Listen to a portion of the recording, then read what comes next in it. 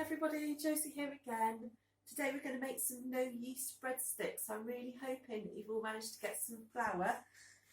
Plain flour is best, but if you've got self-raising flour, that's absolutely fine. Just don't use the baking powder because you won't need it.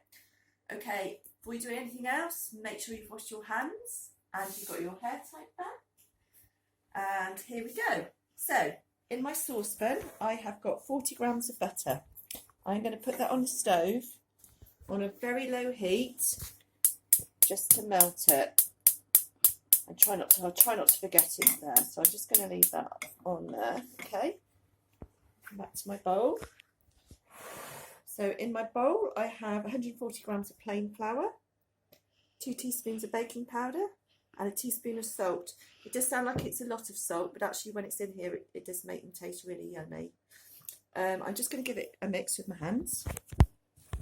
I like getting my hands in. And if you're going to add anything else to it, like olives, chopped olives, or raisins, yeah, I guess you could put raisins in. Chopped sun-dried tomatoes, grated cheese, parmesan, cheddar. What else could you put in them? Garlic, sesame seeds would be good. If you pop them in at this stage and then just give it a good mix with your hands again.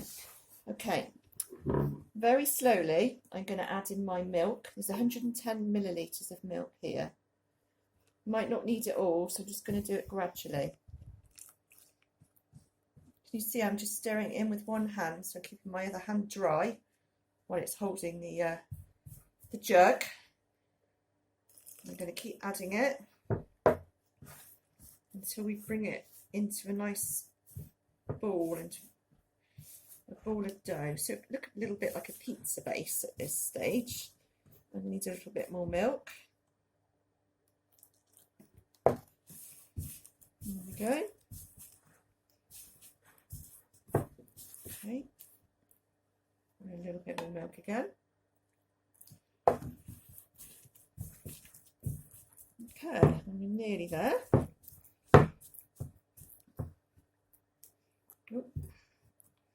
Okay, so I've got a nice squidgy ball there. I'm going to get a little bit of flour. We'll pop that on the table. I'm going to put my dough onto the table. And then I'm going to start kneading it with both hands, just to make it nice and smooth. You might need to put a little bit more flour down. That's fine. I'm just going to knead it. Let's get all those cracks out of it. And in a minute, I'm going to swap over to Charlie, who's going to show you how to roll it out, how to cut them up and give them a nice little twist. Okay. I think we're there. I'm just going to wipe my hands slightly before I grab the phone.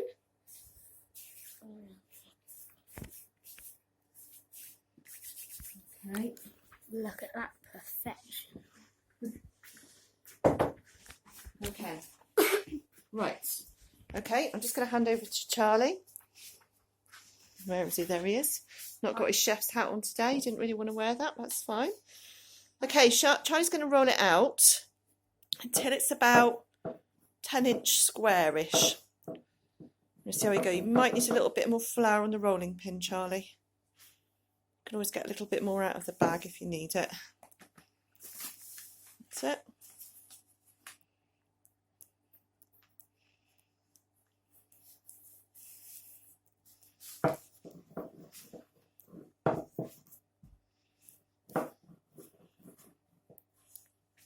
Okay. Perfect.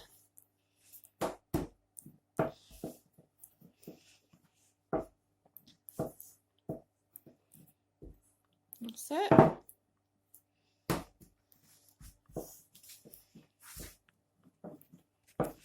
Needs a little bit more flour on the top there, Charlie.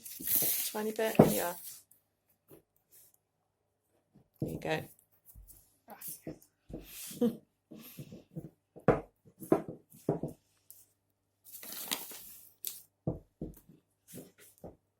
Okay, just a little bit bigger, I think.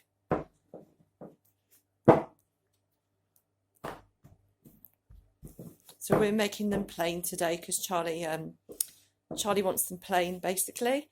And I would have said, here's some we made earlier, but we ate them all because they were so nice. But I Okay, Charlie ate them all. I think me and Tim managed to have one each, if that.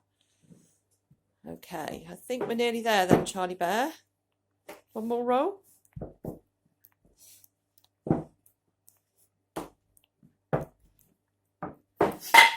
Well, that's good, isn't it? Right, we'll put the rolling pin to one side because I think we're there. Okay.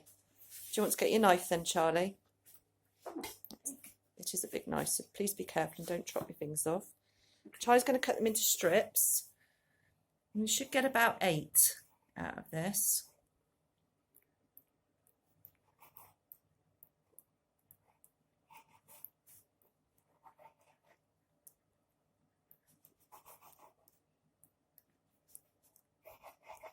Very carefully done. as always. As always, yeah.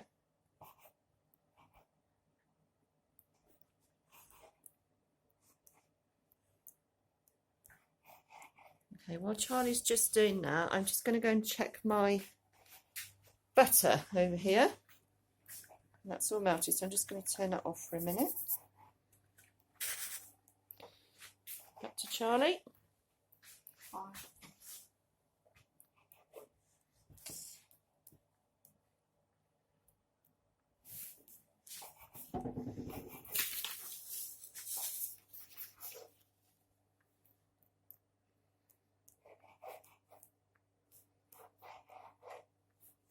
Okay, I'm going to make a little one out of the end, or leave that whole.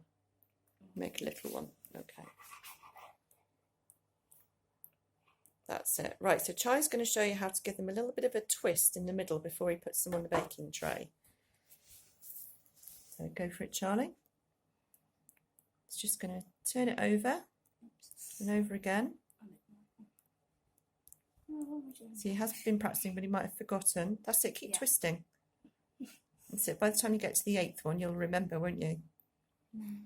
That's it. Don't pop it on the tray yet, Charlie. We've got to put the butter on there. Just leave them on the side for a minute, remember?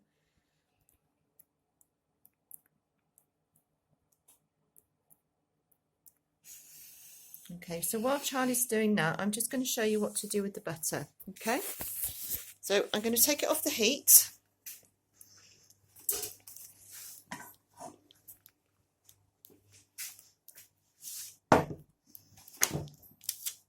Okay, and this is my baking tray. And I'm going to use the melted butter, and very carefully I'm going to spread it over the base of my sheet. This means that the breadsticks will get nice and golden and crispy underneath as well as on top. So it's a bit of a trick, this one. So just make sure the whole bottom is covered with butter.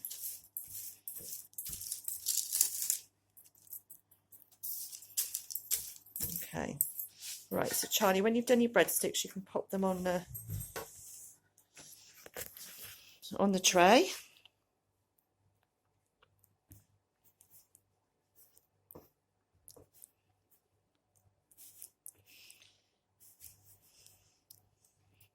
Do you want to swap for a bit, Charlie? Yeah. Yeah, okay, you come here then, and I'll carry on twisting. I'll stop making a bag and do that myself. Just fell over. So I'm just going to place these. I'm just going to twist them like that.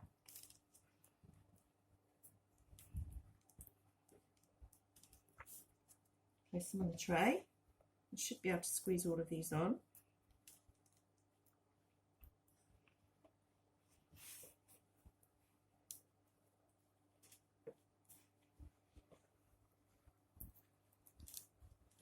Okay, 2 more. Okay. Right. I'm just going to brush the tops with a little bit more melted butter. So it does look like you're soaking them in butter, but honestly this just gives them that really nice golden colouring. It just makes them a little bit more crispy as well. So if the pan's hot, make sure you get one of your mummies and daddies or big brothers and sisters, grandmas and granddads, to help you put the butter on. Okay, I think we're there.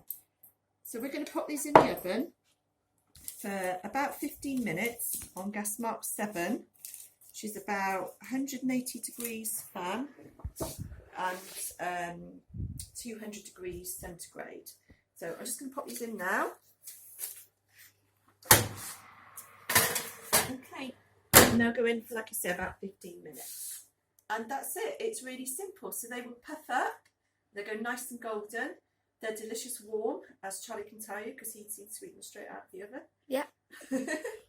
I hope you enjoy it. Please send me your photos, give me some feedback. It really brightens my day when I get all these lovely photos through from you. Next week, I'm hoping to do some more bread. Again, there's no yeast involved, so don't worry about that. You'll just need some self-raising flour this time and a potato, which we're going to grate into it. But I'll make sure all the instructions go onto the Facebook page on Thursday this week, so you've got plenty of time next Tuesday to get some flour. If you can't get a hold of flour, please contact me. I have a source, I can get some for you, so that's not a problem. As long as you live very nearby in the village, I can do it for you. So I hope you've enjoyed it, and we'll see you again next week. Bye. Bye.